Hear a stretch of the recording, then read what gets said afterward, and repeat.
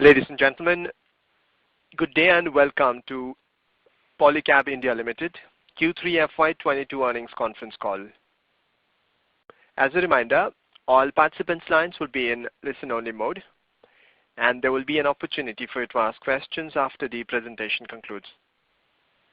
Should you need assistance during the conference call, please signal an operator by pressing star and 0 on your telephone. Please note this conference is being recorded. I'd now like to hand the conference over to Mr. Gandharv Tongia, Chief Financial Officer, Polycab India Limited. Thank you, and over to you, sir. Thank you, Vikram, and a very good afternoon, everyone. I hope you all are doing well. It is a pleasure to have you on the call. As Vikram mentioned, I am Gandharv Tongia, CFO at Polycab India Limited. Thanks for joining us today to discuss our Q3 FY22 earnings. During the call, we will be referring to the presentation, financial results, and financial statements which are available on the stock exchanges as well as investor relations web page of our website. It can also be downloaded through the link or QR code on slide 9 of the earnings presentation. From our management team, we have with us our Chairman and Managing Director, Mr. Inder Jaisinghani. Let me now hand it over to him for his comments. Good afternoon, everyone. Continuing third quarter, despite of challenging business environment, we recorded the highest quarterly top line in the history of the company for the second continuous quarter, which underline our strategy to be agile, focus on robust execution, and consistently deliver the best quality of product to our customers. We have revitalized a demand generation capability and go-to-market strategy with a greater focus on emerging India cluster and new age challenges.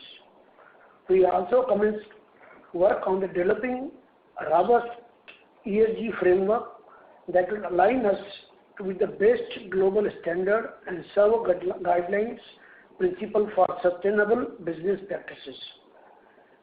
I now request Gandharv to take you through our earnings presentations. Thank you, Inder bhai. Overall macro environment has been a bit of mixed bag during the quarter.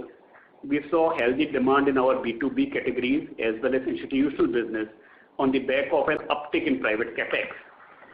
Demand visibility over medium to long term has been improving across sectors like real estate, infrastructure, renewable energy, manufacturing. This has led to a strong flow of fresh investment announcement, and most of the companies are going ahead with their capital projects despite the ongoing third wave. At the consumer end, while inflation is a bit worrying, lower interest rates coupled with increased income is significantly improving affordability. However, on the flip side, persistent volatility in our key raw materials and fear of lockdowns presented some headwinds to improving consumer sentiment. Having said that, gauging the current trade sentiment, we expect economic impact of the current wave to be limited considering less severity of Omicron virus. While there may be hiccups in terms of localized lockdowns in the first half of Q4, second half is likely to be better. We remain watchful of trends on the ground, and our teams are well prepared to come back strongly as a wave recedes. Overall, we believe our trifecta of strong stimulus supported economic infrastructure growth, coupled with improving execution efficiency through reforms like public procurement rules or Gati Shakti National Plan, and favorable consumer demographics and trends will provide a long runway for growth. Our business and portfolio are quite uniquely placed to benefit from this favorable macro development. Before we move on to presentation and financial review, I would like to highlight that the P&L and segment numbers for the current and prior comparable periods are restated due to divestment of Ryker Base in accordance with the applicable Indian accounting standard. All related gains and expenses on divestment are reported under profit from discontinued operations as seen on face of P&L and consolidated financial statements. There are few exceptional items of last year are also presented in slide 10 of the presentation. Moving on to slide 4. For the quarter ended 31st December 2021, our consolidated revenue grew by 23% year-on-year and 34% on a 2-year basis. On quarter-on-quarter basis, our consolidated revenue grew by 12%, Q3 is the highest quarterly sales we have ever recorded. EBITDA margins improved sequentially by around 100 bps to 10.7%, led by better operating leverage and price hikes, partly offset by 3 times increase in A&P spend and input cost pressure. During the quarter, we launched several brand campaigns across TV, digital, and social media platforms. Seminars and influencers meet helped improve awareness among B2B customers, electricians, and contractors, amongst others. We also initiated rural outreach programs through mobile vans where we connected with customers in hinterlands. As the business environment normalizes, we will continue with our branding spends. Moving on, other expenses were broadly in line. Overall finance cost at rupees 78 million and other income at rupees 216 million was slightly lower. A detailed breakup of our other income, finance cost have been provided on slide 13 of our earnings presentation. Our profit before tax at rupees 3.24 billion decreased by 2%, while profit after tax at rupees 2.48 billion increased by 1% year-on-year respectively. On slide 5, in the first 9 months ended 31st December 2021, our revenue grew strongly by 41% year-on-year. EBITDA was up by 11% with 9.6% margin. Adjusted PAT also grew by 11% year-on-year. Please note the difference between adjusted and reported PAT is highlighted on slide 10. Moving on to segment on slide 6, our wires and cable business continued the sequential momentum. Sales grew by 24% year-on-year and 38% on a 2-year basis. Normalizing the sales of a large order, growth was better at 28% year-on-year in third quarter. Delving deeper into sub-segments, on a year-on-year basis, cables grew faster than wires in Q3, supported by strong growth in institutional business. Having said that, on a 2-year basis, growth is quite broad-based. The green shoots we saw in the month of September in institutional business continued, leading to nearly 2.5x higher revenue. We are hopeful of sustaining this momentum in coming quarters. In the quarter, wire business was slightly impacted by high volatility in copper prices in early November and fears of lockdown impacting the trade sentiment in December. Consequently, the inventory levels in trade were much below normal and overall cash cycle also slowed. Despite these challenges, it is pleasing to note that blended wires and cables volume grew on year-on-year basis and also higher than pre-pandemic levels. Export business contributed 8.1% to consolidated revenue, but declined by 8% year-on-year, largely on account of one large order in base year. Excluding that, the business posted a healthy 24% year-on-year growth led by Africa, Asia, and Australia. We have put in considerable effort over the past few years in terms of new product development, getting approvals, and penetrating new geographies. This is now materializing as we are seeing many repeat orders from large customers globally. Our focus on achieving double-digit sales contribution target over the medium term for this business remains intact. We have seen a 155 bps sequential improvement in wires and cable segment margins during the quarter, driven by price hikes and better operating leverage. Overall inflation in our raw material basket was close to mid-single digit, largely emanating from copper and aluminum, while our blended price hikes were slightly higher than that. Considering the continuing competitive intensity in select segments of this business, the improvement in margins is encouraging. On slide 7, our FMEG business grew by 11% year-on-year. October saw a robust momentum, however, December was impacted by weaker trade and consumer sentiment.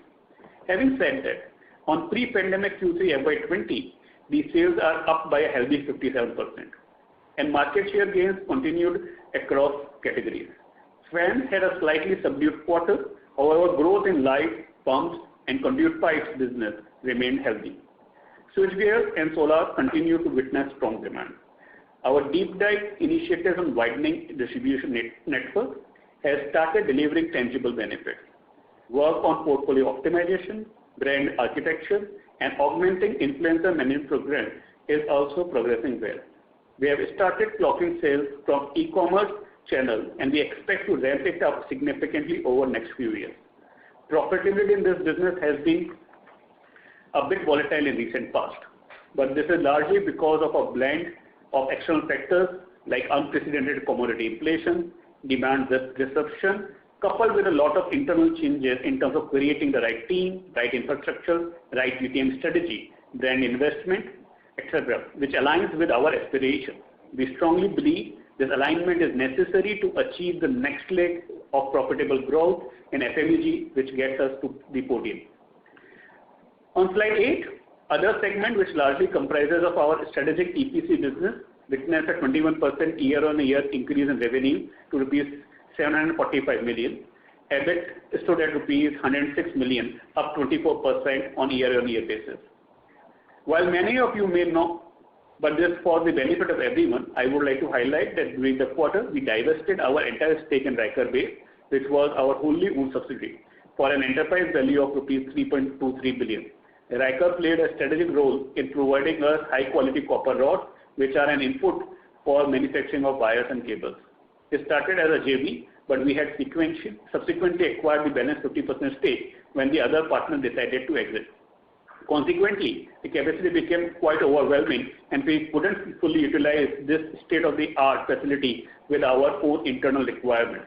Our limited experience and interest in metal business and a strong focus on optimal capital allocation also suggested it was prudent to divest. So after exploring various strategic options, we believed this deal was a win-win proposition as we simultaneously executed a multi-year tolling arrangement with Hindalco, which will ensure our operations and supply chain dynamics remain intact and we continue to deliver higher quality of products to our customers.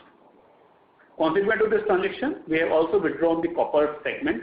In line with India's, all Riker business income has been reported as income from discontinued operations in P&L. The P&L and segment numbers are restated for prior comparable periods. Our pre-tax gain on investment was around rupees 1.24 billion. On the balance sheet side, our financial position continues to remain healthy with net cash position of rupees 6.7 billion. Debt has reduced sequentially from rupees 2.36 billion as of September 2021 and to just rupees 7.9 billion. Debt to equity ratio is low at 0.02x. On the working capital side, there are a couple of things to highlight. One, receivable days are at comfortable level of around 40 days. We are seeing decent improvement compared to FY20 and FY21. We will continue to optimize this progressively with the help of channel financing. Second, inventory levels are higher than normal because of two reasons. One, we were anticipating better demand in December end. However, as I highlighted, the trade sentiments went down a bit due to fear of third wave and dealers and retailers reduced their stock levels. And second, we had done some pre-planned procurement for Q4 considering possible impact of Omicron on supply chain.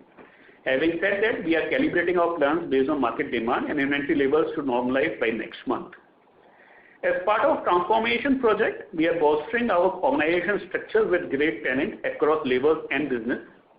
We are creating new verticals, function and support teams. This will bring in new competencies and enable us to explore new business avenues, which will make Polycab a future-ready organization. Deepak has joined us recently from Tata Group to lead the transformation management office under Project Lead. Tapas joined us from Havells to head our French business. If you remember, we had initiated few pilot projects to test the rural market. The results have been heartening. We believe with the right infrastructure, portfolio, and people, we can leverage the immense demand potential of semi-urban and rural India. Accordingly, we have onboarded Deepak Mitra from Crompton to take this initiative further. We are elated to have all the new members joining the Polycab family and our good wishes are with them. Lastly, taking our sustainability initiative a notch up, we have initiated a project with an external partner to create our long-term ESG framework aligned with international ESG protocols, guidelines, and standards. This framework will provide a sustainable outlook towards the environment and society alongside business goals. Thank you. With that, I hand it over to operator for Q&A. Thank you very much, sir. Ladies and gentlemen, we will now begin the question and answer session. Anyone who wishes to ask a question may press star and 1 on their telephone. If you wish to remove yourself from the question queue, you may press star and 2. Participants are requested to use handsets while asking a question. Ladies and gentlemen, we will wait for a moment while the question queue assembles. To ask a question, please press star one now.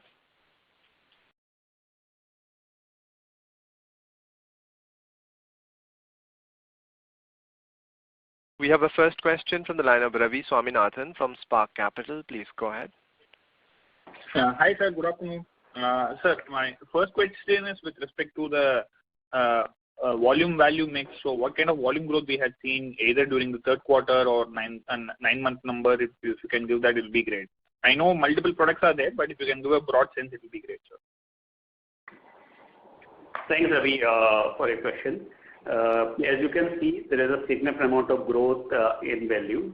Particularly if I were to add color on the volume, I think there is a slight increase despite having downward in rate, predominantly from the business verticals like HDC followed by LDC. On FMEG also, the growth is visible across all the product categories, barring fans, which was slightly subdued.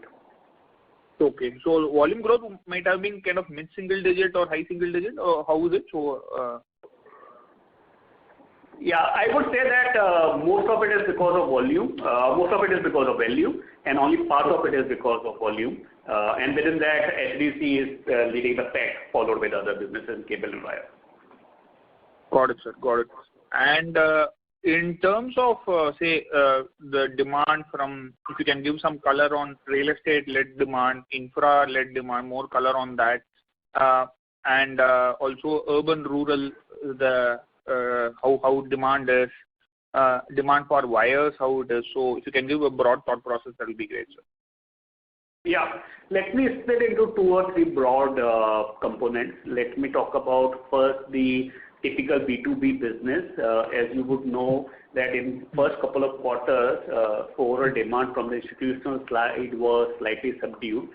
In the current quarter, there is a uptick in the demand, and institutional business has recorded almost 150% growth in the revenue, followed by dealers and distributors on all the product categories across all the regions.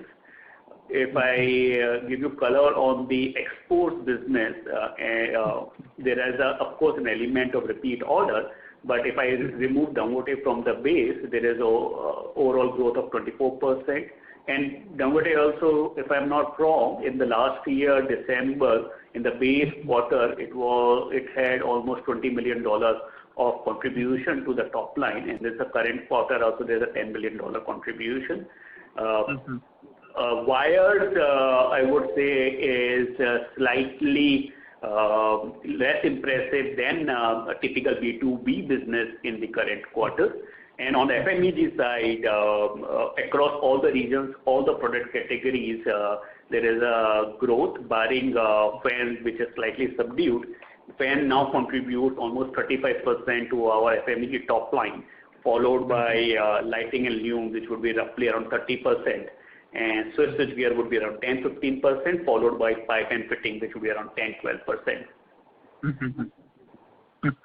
Got it, sir. Sir, my only question is, so basically, not only for Polycab, but for multiple electrical companies, is that on one side there is the stocks of real estate seeing a very strong recovery, but products like wires, etc., they are not seeing very good traction. Any reason you can attribute to this? So basically, as to why there is a dichotomy between real estate growing, but wires not seeing that much traction. So we are seeing a fair amount of growth on LDC and wire side, blended, I would say around 20-25% growth, which we have seen in few of these product categories or SKUs within these businesses. Overall, availability of credit and softening of interest is also helping the housing sector and building sector. And as we go ahead, it appears that in the fourth quarter after Omicron, the overall private capex would help us in improving the top line of the industry as well as large players like us. And affordability, I think, has reached multi-year high, and it should get reflected in the demand for cable and wire business in the quarters to come. Got it, sir. Got it. And my final question is with respect to the EBITDA margin. So, what kind of range that we can see in the next fiscal year? So, can we go back to double-digit kind of margins, or are we seeing something similar to what it can have, what it is likely to be this year? So if you can give some thought. Yeah. So Ravi, you know our business. Historically in cable and wire, we have generally hovered between 11% to 13% on a sustainable basis. When we met in September quarter, I had mentioned that slowly and gradually we'll start improving on the EBITDA margins towards the in the second half of the year. The likely exit number would be towards the lower end of the EBITDA margin, which we have seen historically of 11 to 13%. And if you dissect our current quarter performance, you would notice that the EBITDA margins have improved in the third quarter in comparison to second quarter, despite the fact that we have invested wherever we should have invested. Like for example, advertisement and publicity has increased from 14 crore rupees to 44-45 crore rupees.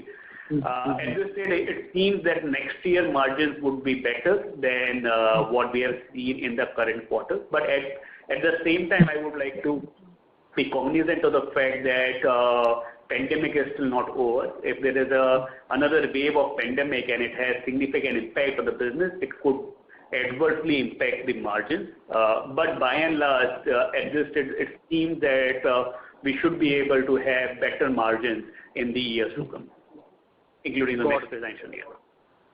Got it. Thank you, sir. Thank you. We have next question from the line of Atul Tiwari from Citigroup. Please go ahead. Yeah, thank you, sir. And congrats for pretty decent set of numbers in a tough environment. Gandhar, my first question is on the pricing. So all the commodity price increases which have happened over past year or so, have they been passed on into your pricing structure of both cables and FMG business, or something still remains to be passed on? Hello?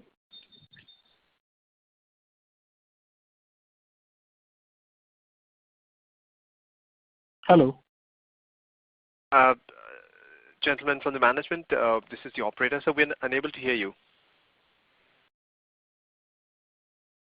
Ladies and gentlemen, kindly stay connected. We seem to have lost the line of the management.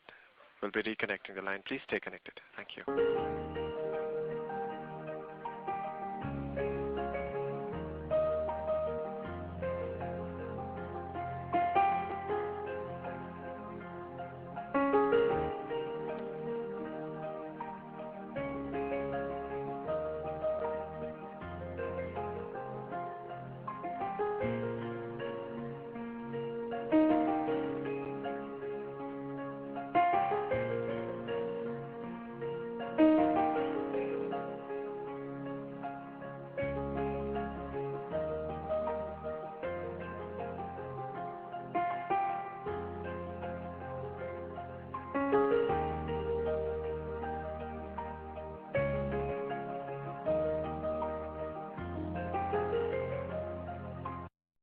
Thank you for patiently holding, ladies and gentlemen. We have the line for the management back in the call.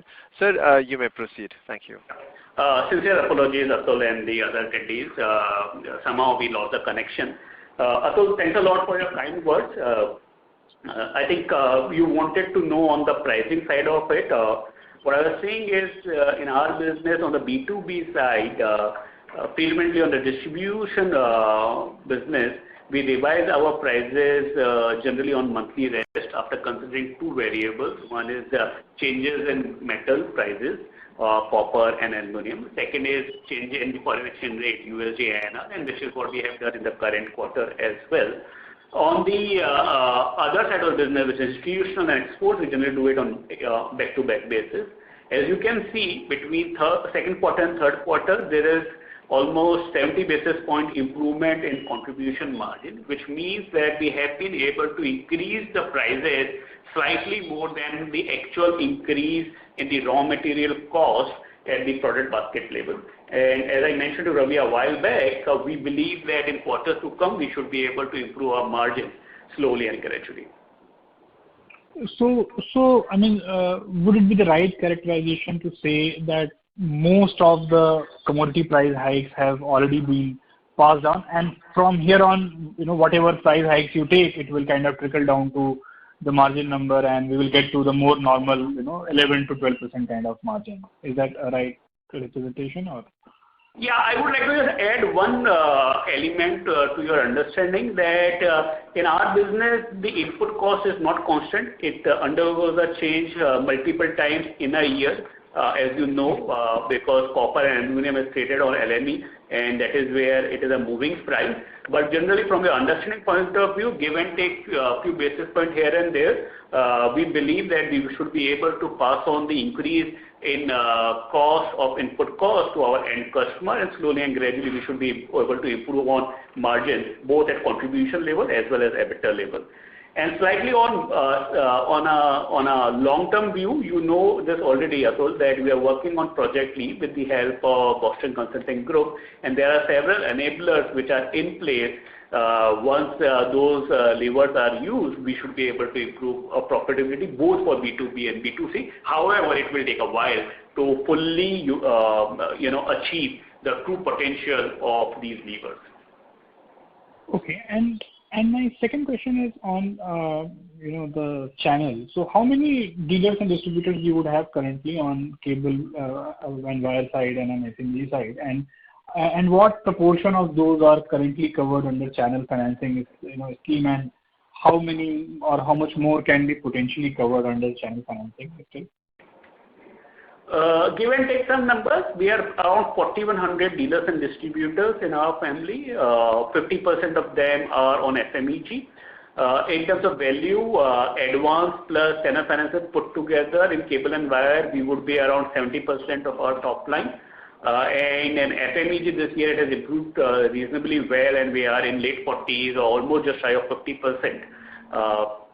Theoretically speaking, this number can go right up to 80s and 90s. And that is where FMEG channel financing penetration should improve in quarters to come.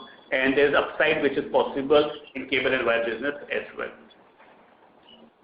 Okay, great. And my final one is on, obviously we have seen across the industry, some tapering down of demand, in December and, after Diwali got over. So how are things right now qualitatively? I mean, do you see demand bouncing back, in fourth quarter, from the retail category that you have? Or it is still taking some time? So if you could share some broad qualitative color on that. Absolutely. You're right, Atul. Second half of the quarter got impacted. Predominantly the last 2-3 weeks of December one got impacted because of Omicron and pandemic. If I were to take a view today, sentiments are positive. So in the month of December, a few of the dealers decided to reduce the inventory levels in the channel. As of today, the things have improved. Dealers and distributors are inching back to normalcy. And you know this data already that Omicron wave in most of the large cities has already peaked or about to peak in next few days. At this stage, it seems that the second half of the current quarter should be better than the first half of the current quarter. And overall, macro elements like uptick in private capex should also help us in improving and augmenting the top line of the company on cable and wire side.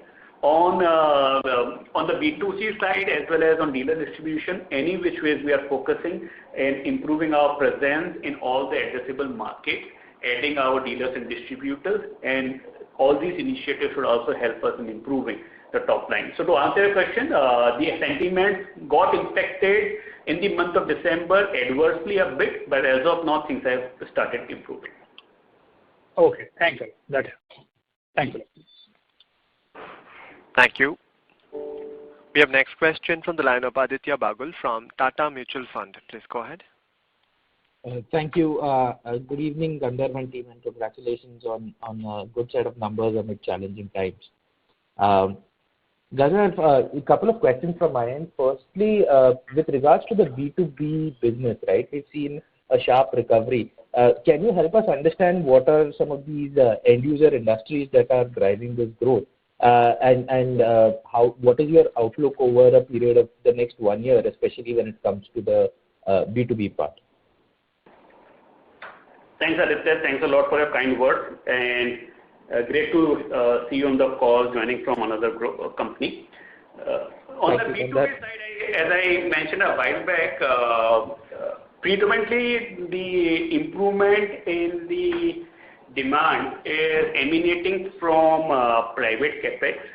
As I mentioned to Ravi a while back, institutional business has recorded 150% growth, which is a meaningful number in our B2B business. On the dealer side, there are several sectors where we have seen uptick in demand, whether it is coming from real estate, infrastructure, renewable energy, or manufacturing. But I would say it is broad-based and it's coming from most of geography. So it's not that only one particular region of the country is contributing to the demand. It's coming from all the geography, and that is where we have been able to also record a decent volume growth, even if we consider Dangote in the base. Sure. Gandharv, just to prod this a little further, just if you can help me understand, is there a chunky nature to this B2B sort of institutional demand, or is this more industrial capex-led demand?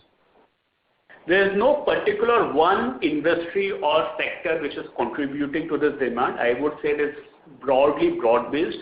I think the private capital spenders are not shying away from making the commitment and incurring the cost, and which is benefiting us in terms of the improved performance in the top line. Understood. Thank you for that, Gandharv. My second question is just to trying to understand the premiumization trends, especially in our FMEG business. So can you just throw a little light on how you see some of our premium products, right, Levana or Home, and how do these fit into our Project Leap over a period of the next 3 to 5 years? Yeah. Premiumization is an important focus area as part of Project Leap. We are working on several elements. One is to ensure that we have the right products available in our product portfolio to meet the premiumization.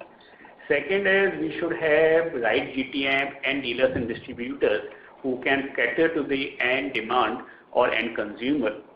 And that has helped us in slightly improving the overall contribution of premiumized product to our top line. Fan is hovering between 25 to 30%. Purocot fan, which was internally innovated, has also helped us in improving the overall premiumization agenda within the fan business. And similarly for lighting, we have recorded a growth in premiumization on downlighters and others.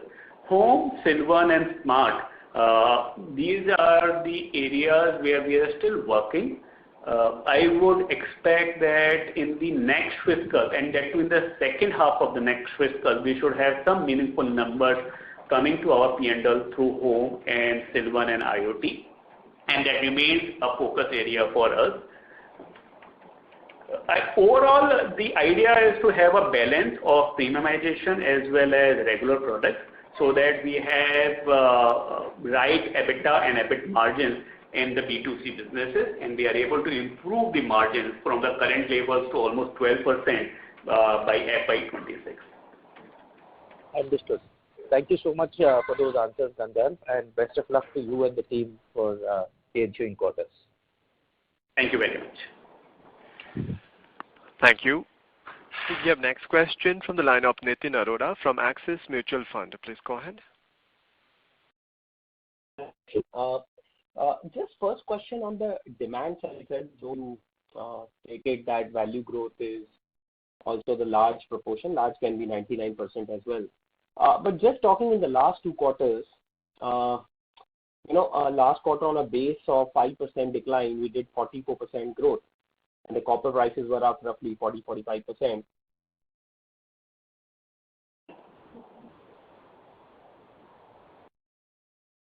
Sorry, are you there? Hello? Operator, can you hear us? Yes, sir, we can hear you. Mr. Nitin Arora, would you like to complete your question? So we seem to have lost the line of Mr. Nitin Arora. We take the next question from the line of Charanjit Singh from DSP Mutual Fund. Please go ahead. Yeah. Hello, Gandarji. Can you hear me? Yes, we can hear you. Okay.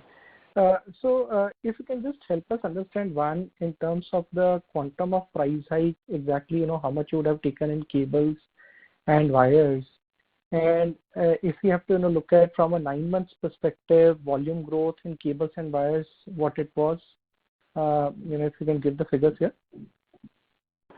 Yeah, sure, Charanjit. As I mentioned to Atul and Ravi, most of the increase is coming from value. There's some contribution coming from increase in volume, and if I even consider Dangote in the base, there is some improvement in volume. In terms of price hikes, in the second quarter, there was some impact on the contribution, and that is why there was a contraction contribution margin. In the third quarter, there is almost improvement of 70 bips. The raw material cost at the product basket level increased by mid-single digit, and the price hike we have taken is slightly more than that, and which is what is getting reflected in expansion of contribution margin by 70 bips point. And will continue to take pricing action to offset the increase in the input cost in the quarters to come. So if we have to compare the price action what we would have taken versus the industry, is there a gap between them? Are you trying to ask that whether the price hike they have taken is in line with the industry? Is that the question? Or yeah, that's it. Yeah.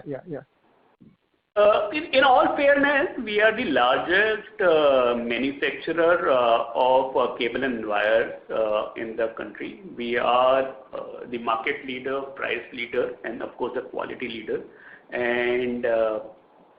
And I think we have acted like a market leader in the current quarter. We have taken the price hikes which were required to be taken to ensure that we are able to offset the input cost.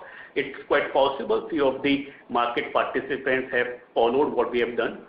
There could be some aberration where the market participants or peers have not necessarily followed what we have done. But by and large, we have taken the price hike which we felt were necessary to offset the increase in input cost.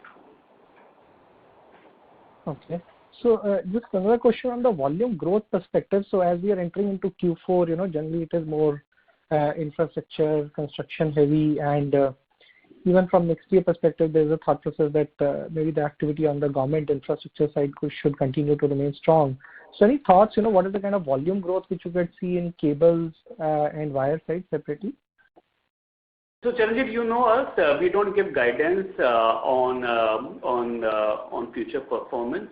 If I were to provide you a long-term guidance, we are fully committed to Project LEAP agenda, whereby we want to double our revenue in 5 years from now by fiscal 26. Which would mean that a 9,000 crore rupees of top line of fiscal 21 would be 20,000 crore rupees by fiscal 26. And it will come from all the businesses, both B2B as well as B2C. Okay. So, Gandharv, just lastly on the FMEG front, so we have, built a very strong team, and we are getting onto a journey where we expect to grow much more faster than the industry. So, from FMEG perspective, we have seen that the growth has not been as strong as what we have seen for the other larger players. So, if you can touch upon how this journey is panning out from FMEG perspective and this new team, when do you see their activity starting to pick up? So, just on the FMEG journey, if you can give some more color on the future perspective, how do you plan to ramp up? Yeah. On 2-year basis, if I see FMEG top line performance, we have registered a growth of 57%, which would roughly mean 25-30% annualized growth. In terms of achieving the true potential of Project LEAP agenda, there are several enablers on which we are working. One which I very briefly touched upon in the opening remarks is having the right resources in the management team, and that is where we have invested heavily in getting the best of the talent of the industry. In the last quarterly call, I had updated all of you that Mr. Vivek Sharma has joined us from Panasonic. He was the MD of Panasonic, and after superannuation, he has joined us as Deputy Managing Director. Tapas has joined us from Havells, and he is leading our fans business. Similarly, there are other team members who have joined from other large companies like Crompton and other large B2C players. These management professionals, with the help of BCG, are in the process of revisiting and revising and revitalizing the product portfolio, GTM, geographical expansion, and augmentation of dealers and distributors. We have already improved penetration in few geographies in the current 9 months. Once we implement all the items which we have identified in the blueprint, I would expect that we would easily be able to achieve the top line of B2C business by FY26. Also, we would be able to have meaningful improvement in the bottom line. I think we'll have to give some time to the new team members who have recently joined our family, and post that we should be able to get to the numbers which we want to achieve as part of Project Leap. Okay. Great. Thanks, Gandharv, for taking the question. I'll circle back in the queue. That's all from my side. Thank you, Charanjit. Thank you. We have next question from the line of Swatwik Jain from Generational Capital. Please go ahead. Thank you. So I had a couple of questions. So first is, I guess you are in investment mode in the FMCG business. However, there are any internal ROCE targets at the business level. And secondly, you had briefly told about how you are passing on the inflation to the end consumer. So if you could throw some more light on it across the verticals. Sorry, I missed the first part of the question. I think let me attend the second part and then you can repeat the first part. I think the second part is how have we passed on the increase in the input cost to the end customer, and if that's the understanding is right of the question, the answer is for the dealers and distributors, we reset or revisit our list price on a monthly basis, and that is what we have done even the current quarter. So almost all the increases in the input cost have been passed on to the end customer.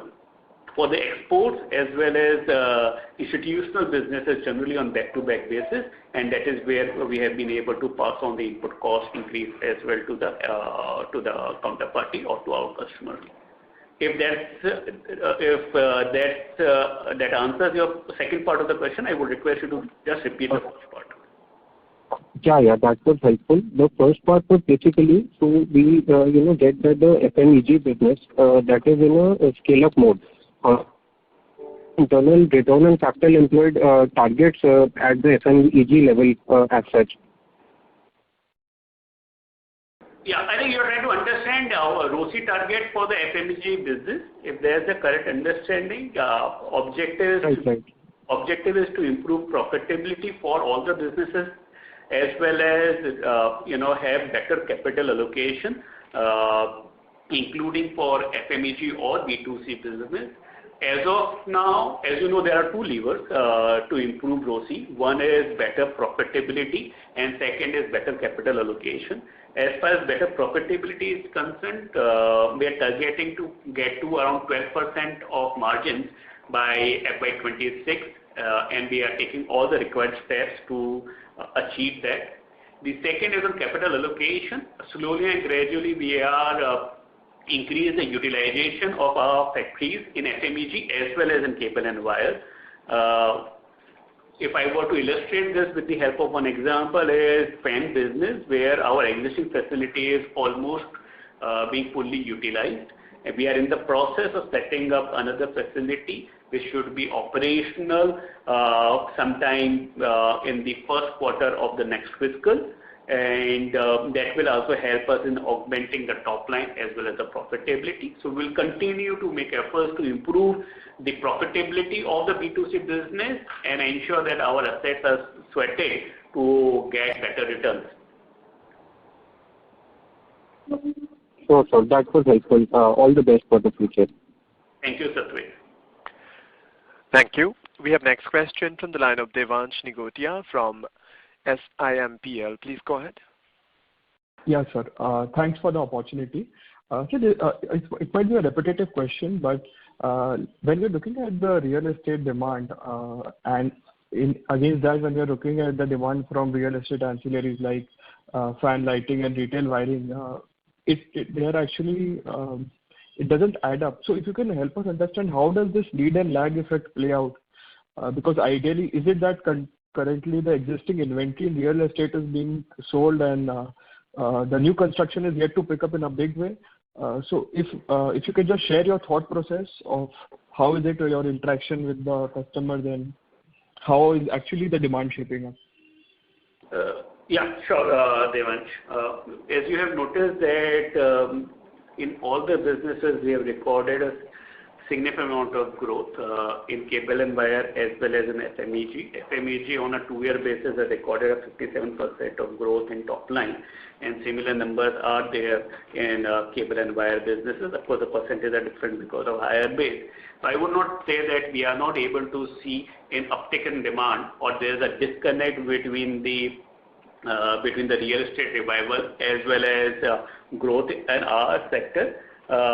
But we need to look at the customer cycle in its entirety, because few of our product categories of our products are used toward the end of the construction phase, and that is where we'll have to deep dive into the greater details of the cycle of real estate and correlate with our industry or our company's performance. Yeah, okay. That's it from my side, sir. Thanks a lot. Thanks, Devansh. Thank you. We have next question from the line of Aniruddha Joshi from ICICI Securities. Please go ahead. Yeah, so thanks for the opportunity. Sir, just one strategic question. The FMEG business that we are working on, while we are doing completely excellent, this is a highly competitive business, means fans and all these are relatively far more penetrated categories. So here the growth is to gain market share, and which is again relatively a bit tough task. So what is the management's thought process on businesses like kitchen appliances, where there are not many big players, and even the top 5 players have less than 40-45% market share. And again, the segment is also pretty fast-growing segment. Considering Polycab's strong brand distribution, means what is our thought process on that as a segment? I think it's a great question, Anirudh. In the boardroom as well as management team, we have deliberated on this several times. Let me give you 2 perspectives. If you were to visualize all the products which Polycab is manufacturing and offering to the end customer, and compare with a typical electrical hardware store, you would be able to see almost all the products. When we want to move away from this product category to something like kitchen equipment, there are 2 or 3 things which are additionally required to be considered. One, the kitchen equipment are not expected to be channeled through electrical hardware stores. Second, the target audience is different. In electrical hardware store, generally man of the house would be involved in the decision making, whereas in the kitchen equipment, the lady of the house would have a say. And the last thing is the brand Polycab which we have today not necessarily would go well, and which is a matter of discussion, deliberation even internally, with the kitchen appliances. So the current thought process for the time being is to ensure that we have complete coverage of all the electrical products, and as part of Project LEAP, explore the exigencies and then monetize those exigencies as we implement Project LEAP's initiative between now and FY26.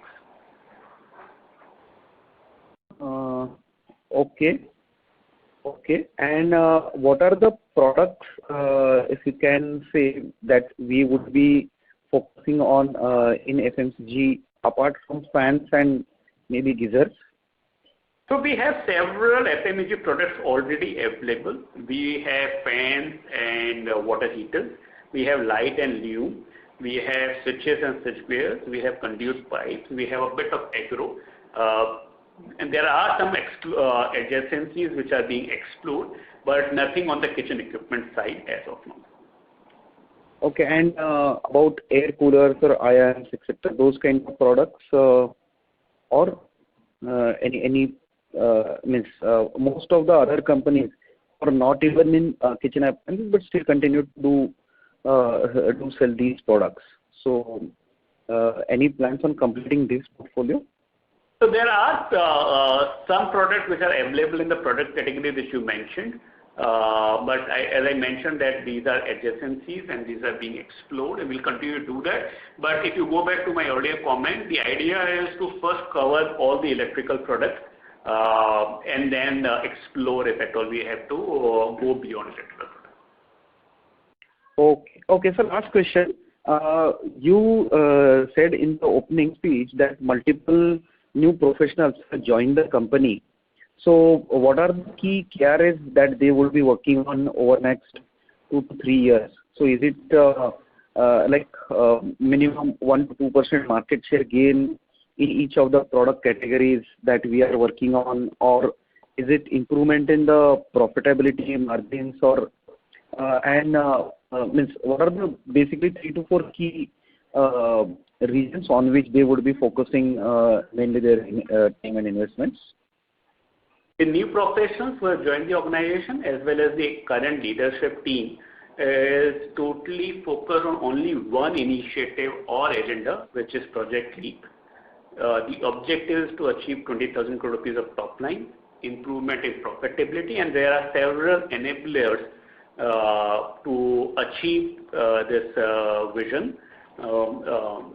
For example, improvement in our dealers and distribution base, improvement in GTM, expansion and penetration of few geographies where we don't have meaningful presence, improve exports. But if I were to summarize and give you inputs in a single statement, it's only Project Leap agenda, which is what being targeted by all of us in the leadership team of Polycab. Okay, sure, sir. This is helpful. Thank you. Thank you, Anirudh. Thank you.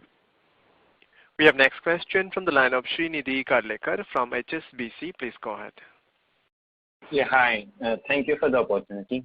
So, Gandharv, I just want to know how far has company reached in terms of human capital addition. I see very interesting hires from the industry for new as well as existing roles. I just want to know how far has the company reached. Is the top team already in place for most of the roles that have been identified under Project Leap? I would say as part of the phase 1 of Project Leap, most of the senior resources have been already hired.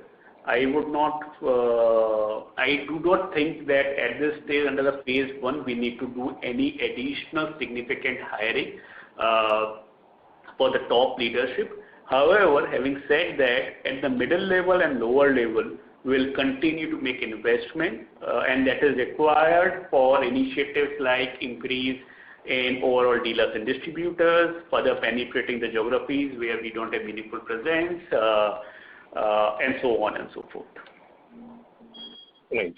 And second question, otherwise on the business from state distribution utilities, any color and how has been recovery in that part of the market, and also how much of company's cable and wire business directly or indirectly comes from state distribution utilities?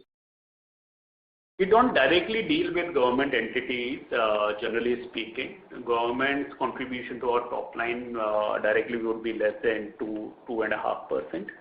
Of course, our dealers and distributors serve these companies. There is some improvement, but since this is a secondary sale, I will not necessarily have adequate color to give to you. But to answer your question, from the primary sale point of view, we don't directly have significant government supplies or government orders. But just wondering, would you have some color on indirectly how much would it be?